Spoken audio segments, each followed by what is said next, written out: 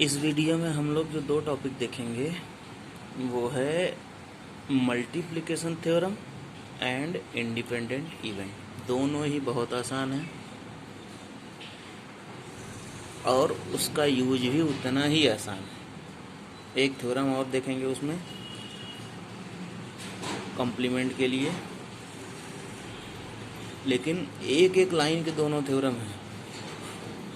अब उसमें पहले हम लोग मल्टीप्लिकेशन देखते हैं कि साइमल्टेनियस इवेंट क्या होते हैं। पहले उसकी बात आपको यहाँ डेफिनेशन में दिखेगा, let E and F be two events associated with sample space, then E intersection F is called simultaneous event. E intersection F जो होता है वो इवेंट साइमल्टेनियस होता है। ऐसा क्यों?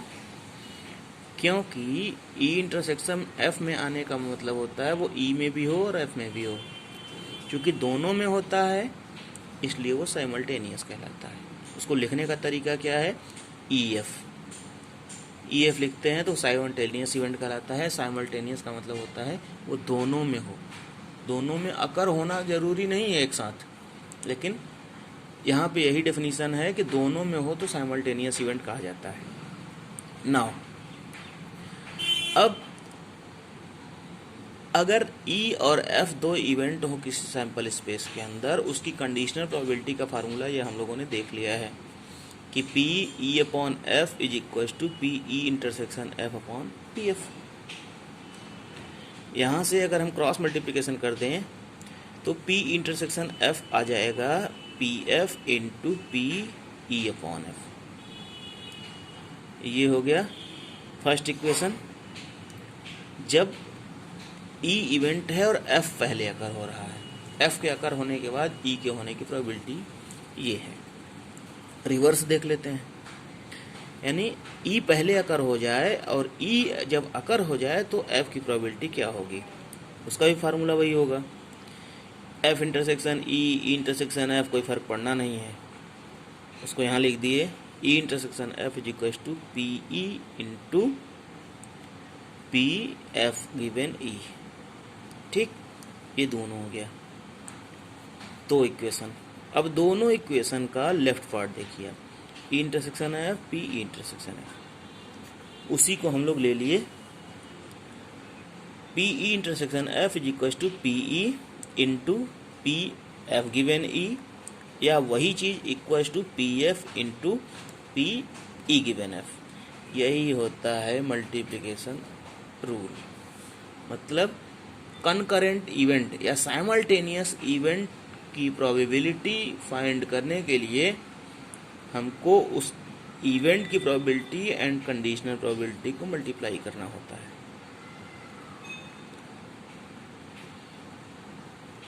यानी चाहे, अब देखो अब फायदा क्या है? फायदा ये है कि चाहे कोई इवेंट ले लो, अगर एक इवेंट आप ले रहे हो तो दूसरे की कंडीशनल प्रोबेबिलिटी, या दूसरा इवेंट ले रहे हो तो पहले की कंडीशनल प्रोबेबिलिटी, किस तरीके से मल्टीप्लाई करना है वो ये है।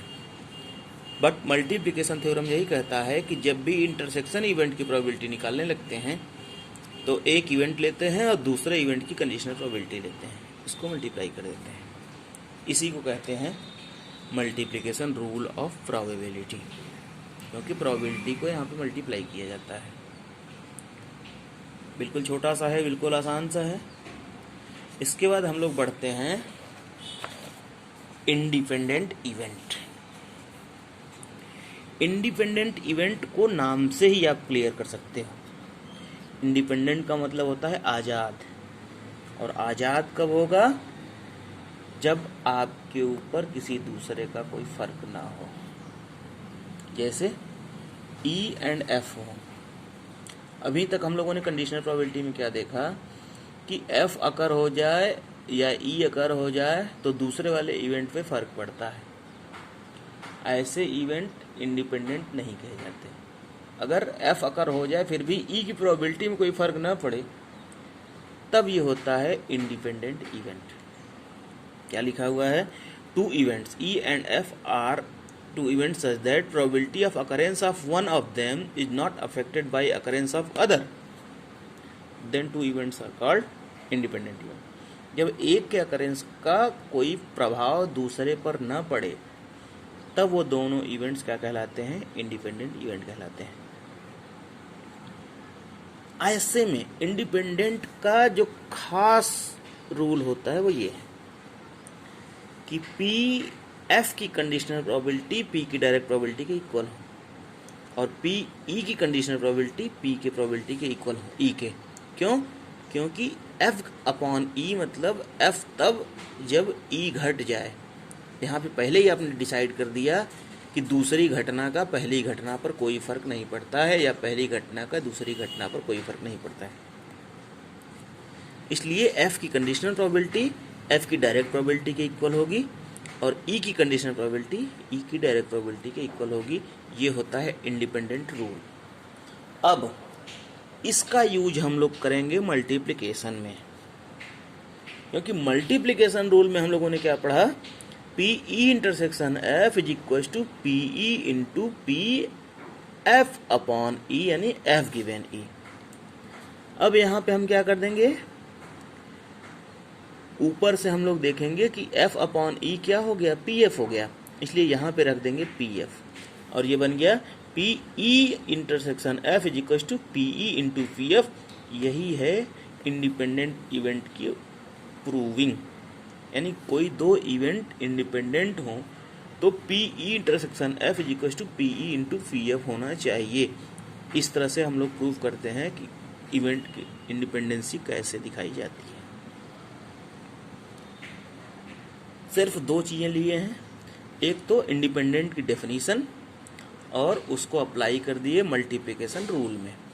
इंडिपेंडेंट की डेफिनीशन ये है कि इवेंट के अकरेंस पर दूसरे के किसी भी अकरेंस का कोई फर्क नहीं पड़ता है, यानी P of F given E, यानी F की कंडीशनल प्रोबेबिलिटी F की डायरेक्ट प्रोबेबिलिटी के इक्वल होती है और E की कंडीशनल प्रोबेबिलिटी E की डायरेक्ट प्रोबेबिलिटी के इक्वल होती है। यानी कंडीशन का कोई फर्क नहीं पड़ता है। कंडीशन क्या होती है इसमें कि एक इवेंट पहले से अकर हो जाए। अब क्या होगा, अब ये है कि जब फर्क नहीं पड़ा तो मल्टीप्लिकेशन रूल में इसको लगा दिए, E intersection F equal to P E into P F upon E. ठीक, अब उसको क्या करेंगे कि P E intersection F equal to P E into P F हो जाएगा। ये हो गया इंडिपेंडेंट के लिए मल्टीप्लिकेशन। एक थ्योरम हम लोग देख लें कि अगर A और B दो इंडिपेंडेंट इवेंट हैं, then probability of occurrence of at least A, एक A और B में किसी एक के होने की अकर होने की प्रोबेबिलिटी क्या होगी, वो होगी 1 minus P A dash into P B dash. ये भी छोटा सा है, इसको देख लो आप।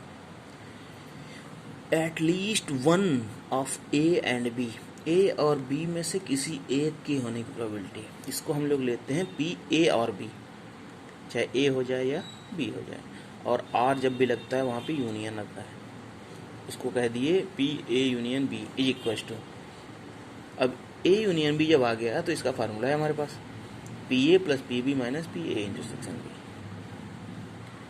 P A plus P B तो ठीक है, ए इंटरसेक्शन बी के लिए अभी हम लोगों ने क्या डिसाइड किया इंडिपेंडेंट रूल से कि अगर ए और बी इंडिपेंडेंट है, यहाँ पहला लाइन ही यही है, A and B are two independent event. जब इंडिपेंडेंट है तो ये जो इंटरसेक्शन है ए इंटरसेक्शन बी, ये हो जाएगा P A into P B. ठीक, पी ए तो ठीक है, पी बी में से अब यहाँ पे क्या हो रहा है कि पी ए तो है, इन दोनों में से पी बी कॉमन ले लिए, तो यहाँ से आएगा 1 और यहाँ से आया पी ए। अब एक प्रॉपर्टी हम लोगों ने इसी पर भी किया था कि 1 minus P A equal to P A dash हो जाएगा, वही चीज़ आगे हो रही है। पी ए तो पी ए रहा, पी बी आ गया और ये हो गया पी ए डैश। ठीक, अब इस पी ए को डिस्टर्ब कर रहे हैं और इसकी जगह पे लिख रहे हैं 1 माइनस पी ए डैश, तो यहाँ हो गया 1 माइनस पी ए डैश और ये हुआ पी बी और पी ए डैश, दोनों जगह पी ए डैश है। पी ए डैश जब कॉमन लेंगे तो 1 माइनस पी ए डैश, जब यहाँ से कॉमन लिए तो यहाँ से क्या आया 1 और यहाँ से क्या आया पी बी, यानी 1 minus P A dash into 1 minus P B. 1 minus P B क्या हो जाएगा, पी बी डैश, यानी मिला क्या 1 minus P A dash into P B dash. ये हो गया P of A union B. यही हमको प्रूव करना था। ठीक, चल नेक्स्ट में हम लोग क्या करेंगे, नेक्स्ट में हम लोग देखेंगे बेस थ्योरम। क्योंकि बेस थ्योरम उसके पहले भी दो चीज़ें हैं, total probability and distribution of sample space. तो कुल मिला के बेस में 3 चीज़ें इंक्लूड हो जाती हैं, वो सारी चीज़ें एक साथ रहेंगी। नेक्स्ट में हम लोग बेस देखेंगे। Thank you.